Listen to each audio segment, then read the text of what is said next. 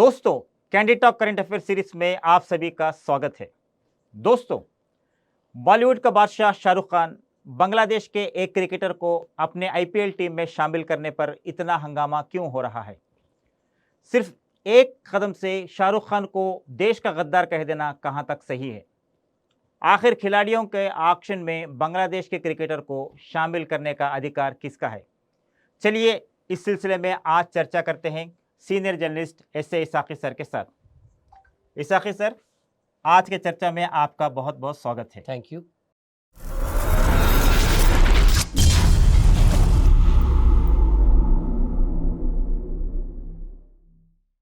इसाकी sir, Shahrukh Khan ने बांग्लादेश के cricketer को खरीद के कोई कानून तोड़ा है या कोई ये क्राइम है? आपको तो आइडिया है ना, कलकत्ता नाइट राइडर्स उनका जो कलकत्ता आईपीएल टीम है, उसके लिए क्या होता है ये सालाना जनरली ये अपने को मार्च से लेके मई तक सीज़न रहता है। आईपीएल का सीज़न तो चलता है, उससे पहले एवरी ईयर आईपीएल के जो है क्रिकेटर्स को, मतलब दुनिया में जितने भी क्रिकेटर्स हैं, जितना भी जो क्रिकेट प्लेइंग कंट्रीज है, उनसे थोड़े लोगों को आईसीसीआई और बीसीसीआई मिलके एक प्लेयर्स का लिस्ट सेलेक्ट करती है और सेलेक्ट करने के बाद में उससे जो है एवरी ईयर ऑक्शन होता है। ऑक्शन में एक टीम्स प्लेयर्स को परचेस करते हैं। तो इसमें कानून तोड़ने का, गद्दारी करने का कोई चीज़ नहीं होता। जबकि जो है बांग्लादेश का प्लेयर है और फास्ट बॉलर, पेसर बोलते, फास्ट बॉलर को बोलते हैं ना, तो मेरे को क्रिकेट का उतना नॉलेज नहीं है, फिर भी तो फास्ट बॉलर है। 9.20 करोड़ से कुछ ऑक्शन में उन्होंने उनको उसके बोली लगा के वो पैसों से उन्होंने जो है ख़रीदारी कर लिया। वो नेक्स्ट प्लेयर में आज नहीं, इसके पहले भी जो है सेम ये जो प्लेयर बांग्लादेश का प्लेयर जो है, उनको इसके पहले उन्होंने मुंबई इंडियंस में भी खेला मेरे ख्याल से, और चेन्नई सुपर किंग्स में भी खेला था। अब ये लोग खरीदे शायद। तो इसमें कोई कानून तोड़ने का, कोई देश से गद्दारी करने का कोई चीज़ नहीं है। आईपीएल बाज़ाब्ता ऑफिशियल तौर पे बीसीसीआई ऑक्शन कंडक्ट करी आईपीएल प्लेयर्स के, जो भी आईपीएल के टीम्स है उसमें पार्टिसिपेट करे। उसमें कलकत्ता नाइट राइडर्स भी पार्टिसिपेट करी थी। उसमें से जो है वन ऑफ द प्लेयर को, जो अब शाहरुख खान तो खुद ऑक्शन में बैठ के बोली तो नहीं लगाते, उनके मैनेजर्स वगैरह रहते और टीम का कोच रहता, वो लोग उनको सेलेक्ट कर लिए होंगे कि भाई he is very good player, team के हिसाब से काम में आने वाला है, बोल के परचेज कर लिए। इसमें जो है सिर्फ एक ही चीज़ डरता है कि Shahrukh Khan is the main proprietor of the team, और बांग्लादेश का प्लेयर भी मुसलमान है, या शाहरुख खान भी, अगर यही प्लेयर को अगर कोई दूसरा चेन्नई सुपर किंग्स या मुंबई इंडियंस कोई भी ख़रीद के रहता है तो इतना बवाल नहीं होता था शायद। अब ये क्या है, मुसलमान का टीम है, शाहरुख खान मुसलमान है, जिसके ऊपर बोली लगाई वो भी मुसलमान है, इसीलिए। और इन लोगों को मौका भी ये भी मिल गया कि भाई चलो। तो अभी इस वक्त ये क्यों हुआ, क्या हुआ, उसके बारे में आगे डिस्कस करेंगे अपन। लेकिन अब जो है इसमें कोई कानून तोड़ने का नहीं है, कोई देश की गद्दारी काम करने का नहीं है। ये शाहरुख खान एज ए एक आईपीएल टीम के ओनर के हिसाब से उनके टीम वाले ख़रीदे हैं। उसमें शाहरुख खान उसको जो है अंदाज करते कि भाई वो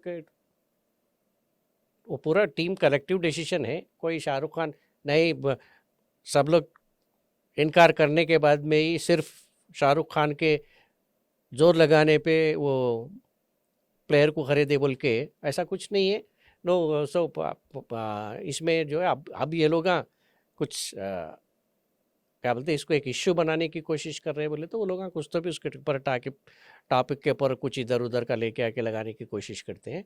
ये कोई क्राइम नहीं है, ये कोई कानून तोड़ने का सवाल ही नहीं पैदा होता, कोई जुर्म करने का सवाल ही नहीं पैदा होता, देश की गद्दारी का सवाल भी नहीं पैदा होता है। ये सिर्फ एक स्पोर्टिव एक्टिविटी है। उसमें स्पोर्ट्स के लिए एक प्लेयर को एक टीम जो है ऑक्शन में उसका बोली लगा के कॉन्ट्रैक्ट पे लिए है। ख़रीदना भी नहीं, कॉन्ट्रैक्ट पे कितने, 1 सीज़न का है, 2 सीज़न का है, उनका अग्रीमेंट क्या रहता है वो हिसाब से चलता है। सर, जबकि अगर ये सब कुछ लीगल है तो फिर इतना ज़्यादा गुस्सा और पर्सनल अटैक्स क्यों हो रहे हैं और शाहरुख खान को देश का गद्दार क्यों ठहराया जा रहा है? मैं पहले भी आपको बताया था इस सिलसिले में, तो इसमें देश से गद्दारी करने की कोई चीज़ नहीं है। पहली बात है, कोई एक्शन वैसा भी नहीं है। इसके पहले ये पूरा मामला क्यों इस वास्ते मतलब ज़्यादा इसके बारे में इतना ज़्यादा उछाला क्यों जा रहा बोले तो फर्स्ट ऑफ ऑल एक तो इनको शाहरुख खान को गद्दार बोल के पुकारने वालों में संगीत सोम बोल के उत्तर प्रदेश के एक फार्मर एमएलए है, उन्होंने देश के गद्दार बोल के उन्होंने एक इनके ऊपर इल्ज़ाम आयद करे। और सिमिलरली कोई देवकी नंदन ठाकुर बोल के कोई उनका स्पिरिचुअल लीडर है, ये ऐसे चंद लोग जो है पूरे लोग ये पूरा इसको जो है ज़्यादा इसका बवाल मचा रहे हैं एक्चुअली।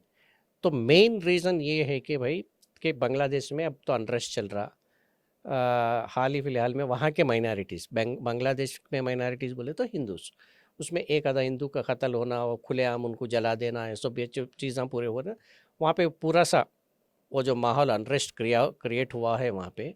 तो ऐसे सिलसिले में मेनली जो है बांग्लादेश का एक प्लेयर को खासकर और दूसरा मुसलमान 9 करोड़ रुपए दे के ख़रीद के, उतना सा जो है पैसा दे के ख़रीदने में ये लोगों को पूरा को जो है एक तरह से हार्ड उसको मतलब जलती हुई आग में घी डालना बोलते हैं ना, वो भड़कती हुए उस तरीके से शाहरुख खान का ये जो एक्ट है मतलब कलकत्ता नाइट राइडर्स से, जबकि कलकत्ता नाइट राइडर्स के प्रोपराइटर सिर्फ शाहरुख खान ही नहीं है।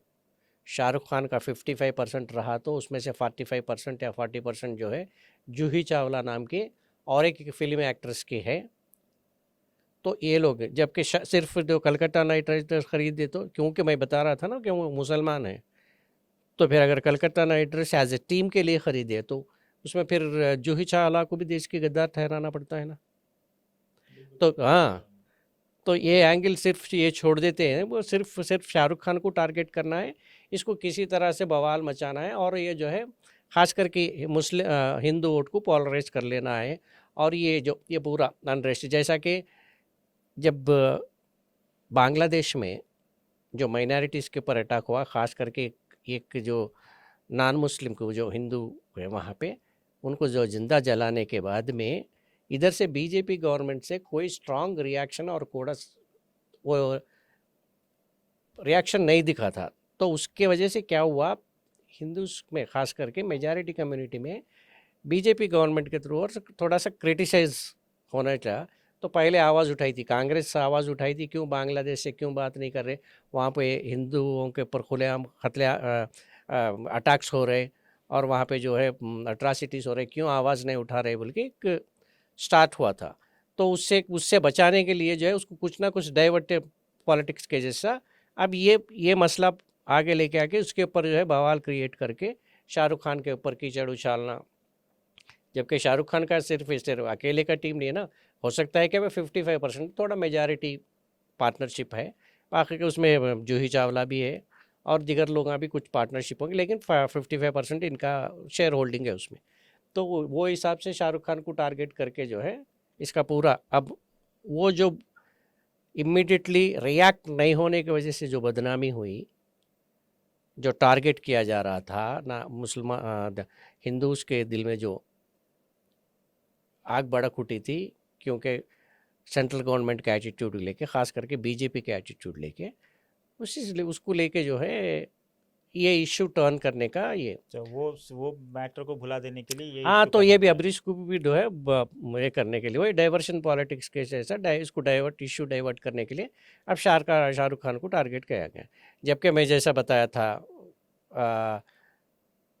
जो बीसीसीआई के अप्रूवल के बाद में ही ये होता, और अगर कुछ करना है कि सेंट्रल गवर्नमेंट इसको बांग्लादेश को जबकि के आईपीएल में पार्टिसिपेट नहीं करना या नहीं तो इंडिया के साथ कोई क्रिकेट खेलना बोल के कोई बैन अभी तक नहीं करी। 2009 में जब हुआ था तो पाकिस्तान को जो है इंडिया पाकिस्तान के साथ में आईपीएल में वो लोगों को शामिल नहीं करते, पाकिस्तान के प्लेयर्स नहीं आते, तो वो बैन वो चल रहा हुआ एक्चुअली। तो उसी तरह ऑफिशियली कोई डिक्लेयर करे क्या, तो इसमें किसी की गलती है तो बोले तो सिर्फ बीसीसीआई की है और गवर्नमेंट ऑफ इंडिया की है। कुछ भी और इसमें किसी को निशानदेही करना है तो बीसीसीआई अप्रूव करी क्रिकेटर्स की लिस्ट, टोटल 7 लोगों की लिस्ट को जो है बांग्लादेश के क्रिकेटर्स इसमें पार्टिसिपेट करें। बांग्लादेश के प्लेयर मुस्तफिजुर रहमान को जो है 9.20 करोड़ रुपीस लगा के शाहरुख खान की टीम कॉन्ट्रैक्ट हासिल कर ली उनका, मतलब तो पूरे टोटल 7 प्लेयरों में सिर्फ यही एक प्लेयर जो है कलकत्ता नाइट राइडर्स टीम खरीदी थी, बाकी के 6 लोग को कोई बोली नहीं लगाए। वो हो सकता है कि भाई उसमें से टीम्स कौन से हैं, मुंबई इंडियंस है, चेन्नई सुपर किंग्स है, बाकी के जो भी तो उनके ओनर्स पूरे भी जो है मेजॉरिटी कम्युनिटी के हैं, नॉन मुस्लिम्स हैं। इसमें सिर्फ एक ही मुस्लिम है, कोलकाता नाइट राइडर्स में शाहरुख खान। तो अब ये लोग ये भी बता रहे हो जबकि वो बाकी के टीम लोग कोई भी नहीं खरीदे तो सिर्फ आप ही एक क्यों खरीदे, तो उस इसके ऊपर जो है सवाल उठा रहे। लेकिन जबकि टीम का डिसीजन है, टीम समझी है कि भाई ये इज़ अ गुड प्लेयर, तो बोली लगाए होंगे तो ले लिए होंगे वहाँ पे। तो अगर फिर तो अगर वहाँ पे इतना मामला ना सेंसिटिव है तो बांग्लादेश के प्लेयर्स को लिस्ट आउट ही नहीं करना था, अप्रूव नहीं करना था, जैसा पाकिस्तान को नहीं करे। बैन नहीं कर सकते, कम से कम इस बार पाकिस्तान के कोई भी प्लेयर को हम ऑक्शन के वास्ते शामिल नहीं कर रहे बोले तो ख़त्म ही होगी बात। तो फिर शामिल कौन करे उनके ऊपर, फिर क्यों कोई ऑफिशियल अनाउंसमेंट देंगे कि भाई ये जो कॉन्ट्रैक्ट हुआ था, ये जो कर रहे थे इसको नल एंड वाइड हो जाता, अब नहीं इनको हम अलाउ नहीं करते, ऐसा कोई स्टेटमेंट अभी तक BCCI से नहीं आया और गवर्नमेंट ऑफ इंडिया से भी कोई क्लैरिफिकेशन नहीं है। तो ये लोग और कोई एक आधा लंपेन मूवमेंट्स भी रहते हैं, लंपेन एलिमेंट्स, और लंपेन एलिमेंट्स भी शाहरुख खान को कोई धमकी दे रहा, कोई आ रहा बोल रहा कुछ, मैं देखे होंगे ना आप सोशल मीडिया पे। विसाखी सर, एक खेल को लेके, एक खिलाड़ी को लेके आखिर इतना हंगामा क्यों मचा रहे हैं और इसके पीछे का पॉलिटिक्स क्या हो सकता है? वो लोगों का हंगामा मचाने का मकसद खेल और खिलाड़ी का लेके नहीं है, वो लोगों को एक जरिया मिला कि भाई कुछ ना कुछ बवाल उठाना। इसका मेन पस मंजर पूरा बैकड्रॉप क्या है, बंगाल के इलेक्शंस हैं। बंगाल में इलेक्शंस एक तरफ तो वहाँ पे SIR चल रहा है, स्पेशल इंटेंसिव रिवीजन, और बंगाल के इलेक्शंस जो है मार्च में इलेक्शन प्रोसेस शुरू, मतलब अभी भी वहाँ पे इलेक्शन का माहौल शुरू हो गया वहाँ पे। परसों जो अमित शाह के विजिट के वक्त अमित शाह और ममता बनर्जी के बीच में जो एक्सचेंज ऑफ वर्ड्स का वार हुआ था ना, अमित शाह का विजिट वहाँ पे, वहाँ के पॉलिटिक्स एवरीथिंग, क्योंकि ममता बनर्जी खुद जो है घुसपैठियों को वहाँ पे चांस दे रहे, और वहाँ पे बॉर्डर में एक्चुअली बॉर्डर को फेंस करना, बल्कि जो बंगाल में बांग्लादेश और इंडिया का बॉर्डर है ना, वो बॉर्डर में क्या है, एक फेंसिंग, टोटल फेंस करके घुसपैठियों को नहीं आए जैसा रोकने के वास्ते फेंसिंग करने का एक प्लान बहुत ज़माने से पेंडिंग है। जब भी इसको, और उसमें तो बहुत सारा फाइनेंशियल मैटर्स भी इन्वॉल्व हो के है, क्योंकि इतना ह्यूज बजट होना है उसके लिए। लेकिन जब भी जो है ये हुकूमत, सेंट्रल गवर्नमेंट कभी भी स्टेट गवर्नमेंट के ऊपर पूरा क्या बोलते इल्ज़ाम जो है उसके ऊपर झोंकते रहती, क्योंकि वो लोग हमारे को ज़मीन नहीं दे रहे। मतलब वहाँ पे लैंड अलॉट करना है कि दिस इज़, ये तो यहाँ तक इंडिया का हद है, यहाँ से आप ये लैंड अलॉट कर सकते, ये एरिया में आप कर सकते बोल के वो लोगों को लैंड क्लियरेंस जो है स्टेट गवर्नमेंट्स देना है जनरली। वो स्टेट गवर्नमेंट लैंड मेरा हमारे को नहीं दे रही। इसका मकसद ये है कि भाई बांग्लादेश लोगों को लेके आके यहाँ पे वोट करा ले रही। ख़ास करके बांग्लादेश बोले तो मेजॉरिटी बांग्लादेशी मुसलमान, वहाँ पे माइनॉरिटी बोले तो वहाँ पे माइनॉरिटी हिंदू है। तो मेन मकसद ये है कि भाई किसी सूरत हाल में, इसीलिए इतना बड़ा इशू चल रहा, ये पूरे लोअर लेवल के पॉलिटिकल लीडर से जो है पूरा हंगामा मचाने लगा रहे हैं। जब ज़रूरत पड़ता है, जब एक तो एक पॉइंट दो पॉलिटिक्स और दूसरी तरफ से रिलीजियस पॉइंट ऑफ व्यू में लेके आए, और ये मैं बोल रहा हूँ ना, और 4-5 दिन में और भी कुछ ये मसला और बड़ा होके ये बवाल और थोड़ा अगली टर्न लेने के भी चांसेस है। तो मेन मकसद है कि हिंदू के वोट को वहाँ पे पोलराइज करना बोले तो कुछ ना कुछ इश्यू को जो है उसको ज़रा उछालना है उसको। तो ये चांस मिल गया, क्योंकि शाहरुख खान के ज़रिए वो टीम से ख़रीदने से, और 7 प्लेयरों में सबको भी बांग्लादेश वाले को कोई बोली नहीं लगा के रहे तो अलग बात रहती थी। ये बोली लग गई कलकत्ता नाइट राइडर्स से, तो अब ये बोली को लेके जो है लोग बवाल मचा रहे मेनली। तो मेन मकसद वेस्ट बंगाल के इलेक्शंस को लेकर हैं। तो इलेक्शंस में कोई चीज़ भी बीजेपी कोई चीज़ हाथ से नहीं जाने देती जिसमें से जो है हिंदू वोट को polarise, majority of the vote को पोलराइज करना है। जैसा कि वहाँ पे अब लास्ट टाइम अपन डिस्कस करे थे, एक बाबरी मस्जिद का वहाँ पे रेप्लिका, उसका नमूना बाबरी वो चल रहा, वो उधर से एक तरफ जो है वहाँ पे हिंदुओं को यूनाइट करने के वास्ते, हिंदू मुस्लिम के बीच में जो है दरार और ज़्यादा बढ़ाने के वास्ते जो कोशिश कर रही। अब ये एक मामला मिल गया, तो इसको भी लेकर तो मेन पॉलिटिक्स अब बीजेपी का हर एक मकसद, जब से बीजेपी को हुकूमत बनी, बीजेपी को 2 ही काम है। एक तो ये हिंदू मुस्लिम का चलाना और इलेक्शंस लेना। तो अब जहाँ पे भी 6 महीने से पहले, 1 साल से पहले इलेक्शंस के लिए और तैयार होते रहे थे वो लोग। अब वो नेक्स्ट इलेक्शन होने वाले स्टेट में तमिलनाडु, अपना वेस्ट बंगाल, पांडिचेरी, असम, ये पूरे इलेक्शंस होने वाले हैं। तो इमीडिएटली क्या है, अभी से माहौल बनाओ, तो जिसमें SAR की वजह से ये पूरे माहौल बना के मेन मकसद है पॉलिटिक्स है, पॉलिटिक्स से जो है वो करने की कोशिश कर रहे हैं वो। दोस्तों, खेल को सिर्फ खेल ही रखना या राजनीति से जोड़ना, इस सवाल पर आपका क्या ख्याल है? अपने राय को ज़रूर कमेंट कीजिए। वीडियो पसंद आए तो लाइक कीजिए, इस वीडियो को ज़्यादा से ज़्यादा लोगों तक शेयर कीजिए, चैनल को सब्सक्राइब करना मत भूलिए। दोस्तों, फिर मिलते हैं अगले एपिसोड में एक नए टॉपिक के साथ। जब तक के लिए इजाज़त दीजिए। धन्यवाद।